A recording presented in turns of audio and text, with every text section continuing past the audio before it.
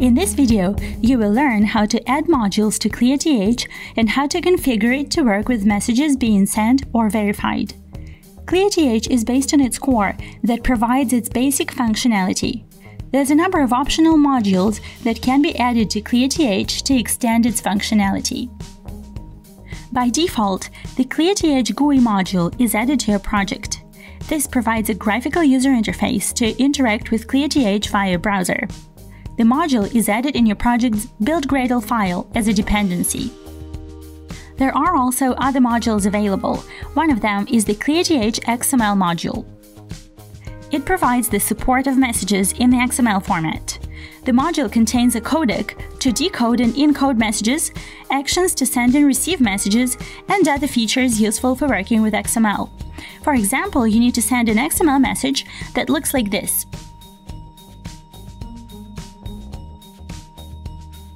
This can be easily achieved with the ClearTH XML module. Let's add this module to your project to see how it works. As the module contains a codec to decode and encode messages, you need to configure ClearTH to work with it. The cfg/codecs XML file is used for this purpose. Your project already includes an example of how this file should look. It's the following file. The example contains the definition of two codecs, one of which is XML codec from our module. Let's keep it and remove the definition of Swift codec because you aren't using it. Here you can also see that the codec uses a dictionary file. Dictionaries are used to describe the structures of supported messages, so that the codec would be able to recognize and correctly name particular tags. A dictionary is an XML file whose structure is defined by XSD. It's available in the modules directory.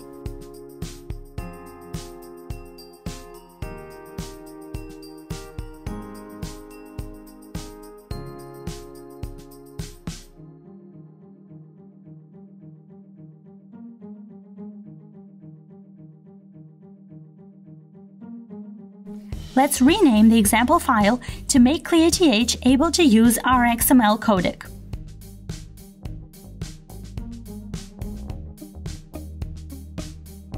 Now let's write the dictionary according to its XSD.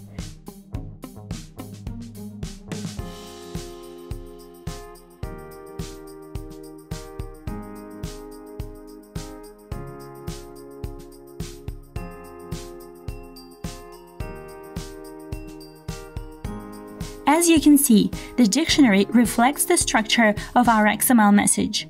This makes the codec able to parse the XML message's hierarchical structure into a flat representation. This is useful for matrices. Please pay attention to the type contains tag. It specifies the regular expression by which the codec will be able to recognize a particular message and then decode it by using the corresponding description from the dictionary. Here we rely on the value of the message type tag.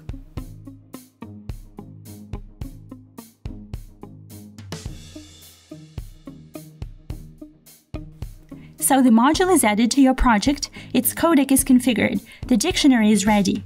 Let's try it in action.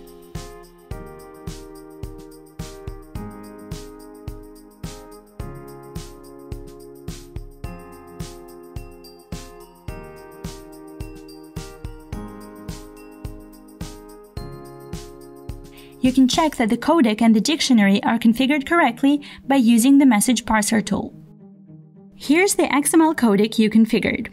Let's paste the message text here to check how ClearTH recognizes it based on our dictionary.